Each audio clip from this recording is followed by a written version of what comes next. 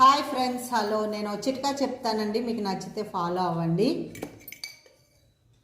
ఒక చెంచా శనగపిండి,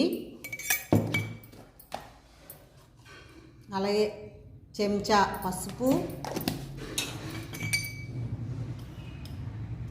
అలాగే చెంచా ఉప్పు, అర చెంచా నిమ్మకాయ చెక్కండి, అరముక్క నిమ్మకాయ పిండుకోవాలి. అలాగే హాయ్ ఫ్రెండ్స్, నేను తయారు చేసిన ఈ మిశ్రమాన్ని బాటిల్ చూసారా ఎంత కిల్లం పట్టేసిందో. ఇప్పుడు చూడండి ఇది ఎంత తెల్లగా వస్తుందో. పెద్దగా కష్టపడవలసిన పని లేదండి, చక్కగా ఇలా అంటే చూడండి ఎంత బాగా వచ్చేస్తుందో.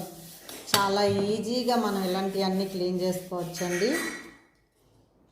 నేను ఈ మిశ్రమాన్ని సొంతంగా తయారు చేశాను. ఇది మీకు ఫుల్ వీడియో పెడుతున్నాను, చూడండి.